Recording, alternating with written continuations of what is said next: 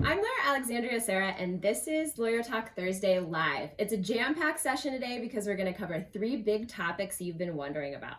The first is evictions. The second is license and registration expirations. And finally, we're going to talk about the new military order that was just passed that applies to soldiers on base, but also off base.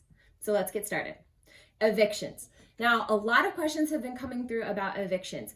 Can I be evicted during this crisis? Do I have to pay rent? Well, if you answered the questions on my story, you'll know that you are still obligated to pay rent as per the lease agreement, okay? If you don't pay rent, then they do have grounds to evict you.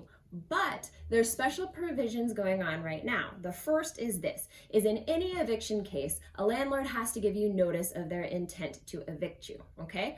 Once that happens and you don't leave the premises, usually they file suit. They can still do that right now.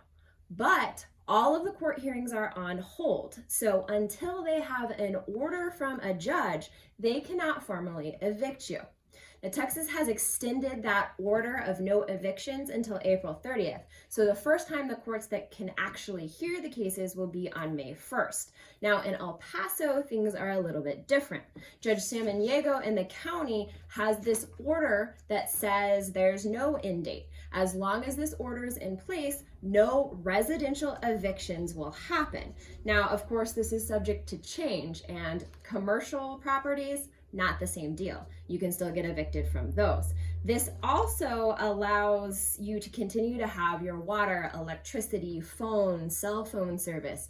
Those providers can't cut that stuff off for non-payment. But just know you've got to pay your rent. And if you don't, after all this is over, your landlord can still evict you.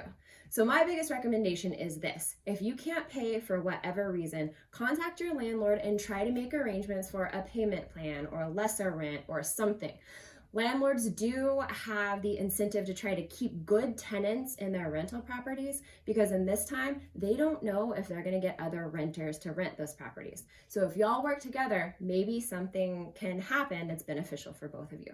So talk to your landlord. There's also some additional help online. I'll post the links on this post, and there are some organizations that are helping with rental payments. The other thing is, I've heard the stimulus checks are coming by April 17th, but we'll see if that actually happens.